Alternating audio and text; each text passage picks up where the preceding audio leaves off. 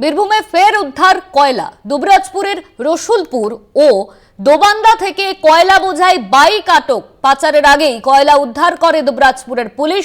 প্রায় 50 কুইন্টাল কয়লা উদ্ধার করে পুলিশ।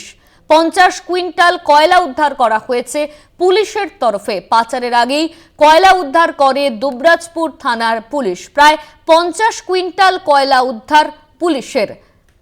দুবরাজপুরের রসুল ও দোবান্দা থেকে উদ্ধার 50 কুইন্টাল কয়লা। বীরভূমে ফের উদ্ধার কয়লা। বীরভূমে ফের উদ্ধার করা হলো কয়লা।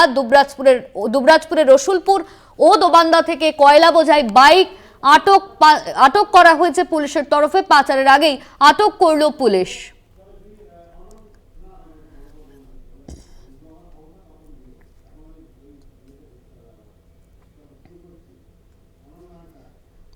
ফোন লাইনে রয়েছেন আমাদের সঙ্গে আমাদের প্রতিনিধি মনা বীরবংশী। মনা, ফের দুবরাজপুর থেকে উদ্ধার করা হলো 50 কুইন্টাল কয়লা। পুলিশের তরফে কি বলা হচ্ছিল? এই কয়লা নিয়ে কোথায় যাচ্ছিলেন দুষ্কৃতীরা?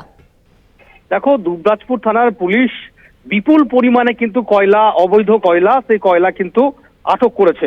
এবং দেখো, অবশ্যই পুলিশ যেটা জানাচ্ছে যে দুবরাজপুর দিকে আসছিল খয়রাসোল থেকে, ঠিক সেরকম জায়গায় একটি গোপন সূত্র খবর পেয়ে কিন্তু পুলিশ এই কয়লাগুলোকে কিন্তু রিকভার করেছে। অবশ্যই দেখো, এই ঘটনায় বিশেষ করে যারা কয়লা পাচারের সাথে যুক্ত তারা কিন্তু চম্পট দেয়। তবে বিপুল পরিমাণে কয়লা উদ্ধার হয়েছে এমনটাই কিন্তু পুলিশ জানাচ্ছে। পুলিশ যেটা জানাচ্ছেন যে প্রায় 50 কুইন্টাল কিন্তু কয়লা কিন্তু সেখান থেকে উদ্ধার হয়েছে। এবং দেখো, এই ঘটনার সাথে আর কারা কারা জড়িত রয়েছে এবং কিভাবে প্রক্রিয়াটা চলছে এই সামগ্রিক বিষয় নিয়ে কিন্তু পুলিশ কিন্তু ওয়াচ রেখেছে এবং পুলিশ কিন্তু লাগাতার এই অভিযান চালিয়ে যাবে এমনটাই কিন্তু পুলিশের তরফ থেকে কিন্তু প্রতিক্রিয়া পাচ্ছি। ধন্যবাদ মনা, তোমায়। আমাদের সঙ্গে ফোন লাইনে ছিলেন আমাদের প্রতিনিধি মনা বীরবংশী।